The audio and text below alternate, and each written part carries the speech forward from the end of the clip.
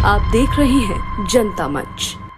केंद्र सरकार में तो आरएलडी प्रमुख जयंत चौधरी मंत्री बन गए हैं, लेकिन उत्तर प्रदेश में उनका अगला प्लान क्या है और आने वाले उपचुनाव में उत्तर प्रदेश में बीजेपी से कितनी सीटें मांगने हो जा रहे हैं। जयंत चौधरी अपनी पार्टी आरएलडी को एक्सपेंड करने में लगे हुए हैं। कोई भी रीजनल पार्टी बड़ी पार्टी के साथ इसलिए जाती है क्योंकि इससे उनकी पार्टी को और विस्तार मिलता है, और यही कारण है कि जयंत चौधरी इन दिनों अपने पार्टी के विस्तार में लगे हुए हैं। जयंत चौधरी की पार्टी विस्तार की ओर बढ़ रही है। जल्दी मध्य यूपी, बुंदेलखंड और पूर्वांचल में भी विस्तार किया जा रहा है। पिछले दिनों एक बीएसपी नेता की ज्वाइनिंग भी आरएलडी में हुई।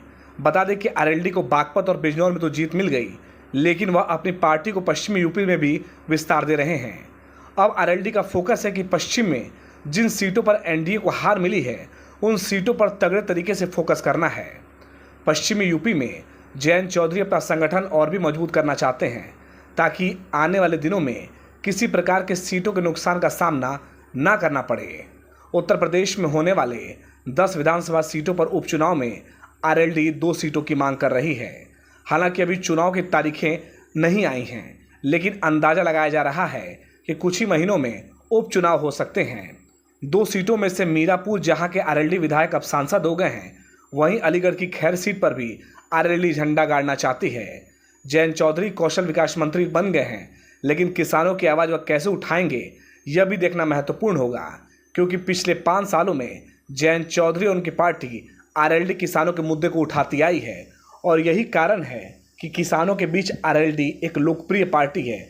ऐसे में जयंत चौधरी के सामने एक बहुत बड़ा टास्क है कि वो किसानों की बातों को कैसे सरकार के सामने रखते हैं और कैसे किसानों को न्याय दिलाते हैं। इस पर भी एक बहुत बड़ी फोकस रहने वाली बात है, और साथ ही साथ वो अपनी पार्टी का जो विस्तार कर रहे हैं वो आगामी विधानसभा के उपचुनाव में भी देखने को नजर आएगा। ब्यूरो रिपोर्ट, जनता मंच।